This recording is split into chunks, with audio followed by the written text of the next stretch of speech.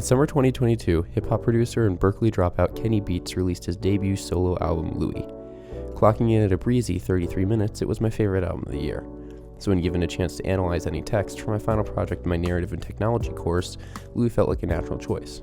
What better text to explore than a concept album that doesn't have any words? But while my goal of simply discussing LOUIE as a traditional narrative despite its non-traditional fit in the genre of concept albums was a cool idea, it was the wrong one.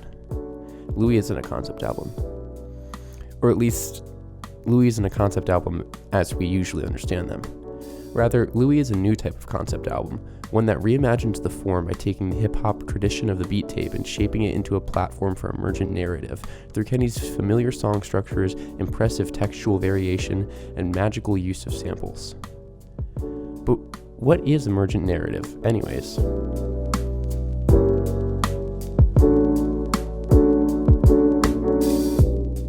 Before we talk about emergent narrative, I want to clarify what I'm talking about when I discuss narrative at large. Without context, narrative can be taken to mean several different things with very different implications, so I want to remove that noise for the sake of simplicity. Narratologist H. Porter Abbott defines narrative as, quote, the representation of an event or a series of events. That is to say, narrative isn't just the story, but also the way in which that story is told. With that in mind, let's turn to emergent narrative. Emergent narrative is a type of narrative typically discussed in the context of game studies. Media studies expert Henry Jenkins describes it as a form of narrative that is not pre-structured or pre-programmed and instead takes shape naturally through gameplay. Texts that serve as grounds for emergent narratives are less focused on telling stories themselves and more focused on creating spaces, quote, rich with narrative potential. This is a little abstract, but Jenkins provides a terrific example to help ground the concept in reality. Trangela shops him? I bet the last thing you expected in your musicology/narratology video essay was The Sims, huh? What a time to be alive. Despite the slightly unhinged nature of this example, though, The Sims is a prime example of emergent narrative. The game provides characters, activities, and a world that create that narrative potentially rich space, but it's up to the audience to create the story. Of course, The Sims isn't really anything like LOUIE, but before we connect those dots, we need to do a little bit more clarifying work. Much like narrative, concept album is a very nebulous term that deserves to be clarified.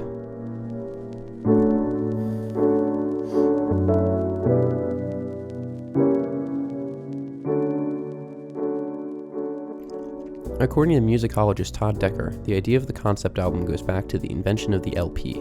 With the new vinyl format allowing for 45-ish minutes of playback, jazz promoter Morgan Granz came up with the idea to pair performer Fred Astaire with an all-star jazz quintet to create the Astaire Story, a series of 4 records comprised of Astaire's greatest hits, with the tracks loosely tied together by spoken introductions recorded by Astaire. However, by modern standards, it's much closer to a compilation album than a true concept album. For our purposes, I'm going to read between the lines of an article exploring early concept records in rock and roll by musicologist James Grier and define a concept album as an album in which all tracks directly contribute to the overarching narrative, pioneered by the Beatles across their seminal record Sgt. Pepper's Lonely Hearts Club Band.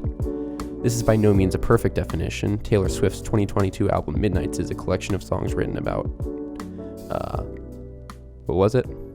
It's a concept album, and the main question is what keeps you up at night. While I would love to make fun of that, writing an album about being up at night is a way of representing an event. So if every track directly contributes to that narrative by being about something that kept Taylor Swift up at night, by my own definition as a concept album, the egg is on my face. Not a perfect definition. Regardless of how strictly we gatekeep what gets to be a concept album or not, though, almost everything you might reasonably consider to be a concept album shares one important feature: lyrics. Concept albums have lyrics because they need to represent events to be a narrative. Except, what if they didn't?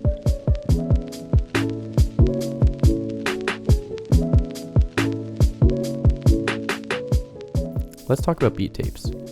Beat tapes are instrumental hip-hop recordings. They've been around since the 1980s, and while I've been pretty thorough about providing examples thus far, this is a little harder because early beat tapes were a very informal practice. They began not as dedicated instrumental records, but rather as promotional tools for producers' work. Producers would put together essentially a portfolio of their best beats and pass them around, hoping to get them in front of somebody that liked their sound and wanted to buy some beats. As such, many of them were never officially released. By the 90s though, beat tapes started to become accepted as their own form of album, with 2 records standing apart from all the rest: DJ Shadow's Introducing and J Dilla's Donuts. LOUIE is a beat tape, but as I've mentioned, I also consider it to be a concept album, which brings us back to our earlier question: how can an album be a concept album without lyrics? The answer is an emergent narrative.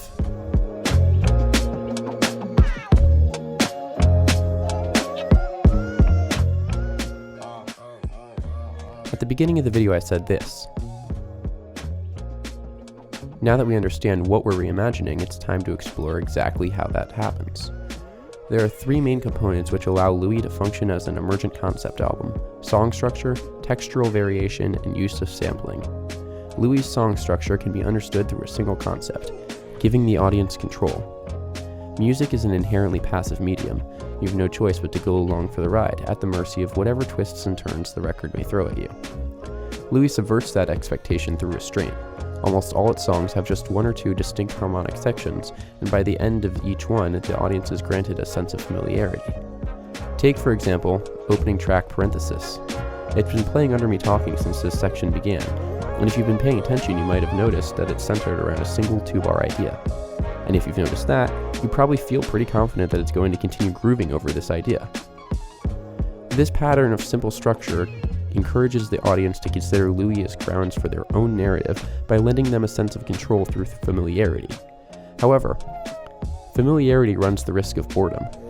Through the lens of emergent narrative, we would say that that familiar space must combat this by containing novel narrative possibilities. To return to our Sims example, sometimes you gotta build a pool and then remove the ladder just to keep things fresh.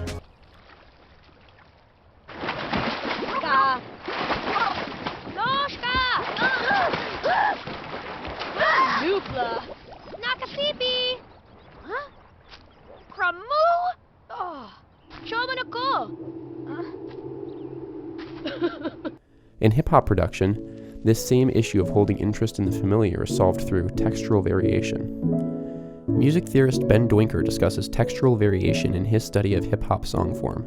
Rather than varying rhythmically or melodically, hip-hop beats often vary the timbre, intensity, and number of elements within a beat. If you've listened to hip-hop, you've heard this before. Think about when the beat drops out to emphasize a bar or draw attention to a new sample, or, in the case of this West Side Gun example, to do both. Hallelujah, we're going to see the King. It's crazy that I'm still talking YOLO. LOUIE employs similar techniques across the record. Just listen to standout track Hold My Head as it cuts through the primary sample to throw in sound effects, instrumental licks, and ad-libs.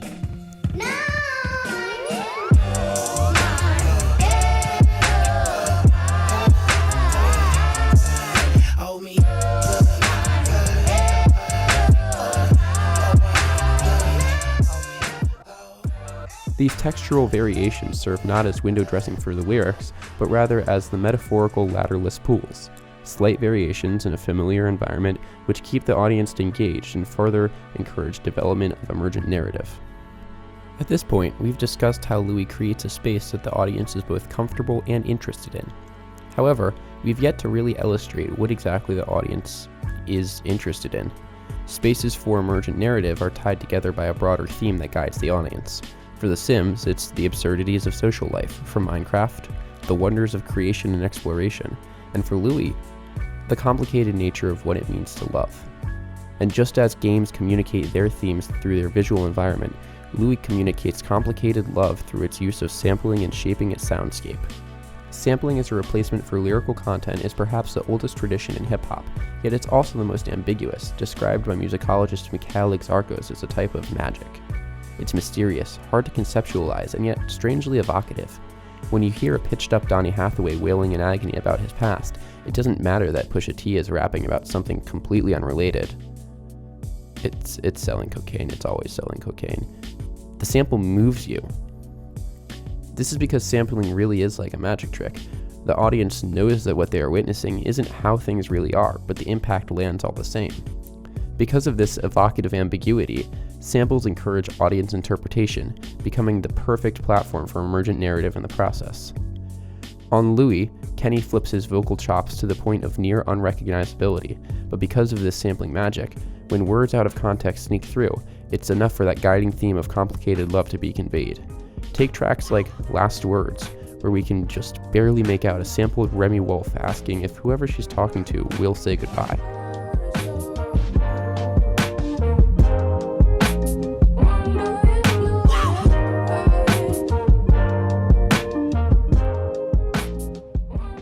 The pain in that chop is so clearly that of heartache, but without knowing any more, it's left to the audience to decide who's speaking, who's being spoken to, and if they will say bye in the end.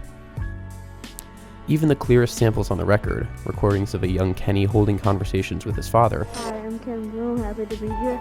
evoke far more than they describe.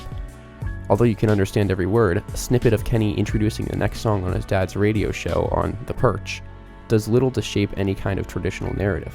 However, simply by presenting the concept of child-parent relationships, it can evoke nostalgia and encourage the audience to reminisce on the relationships in their own life.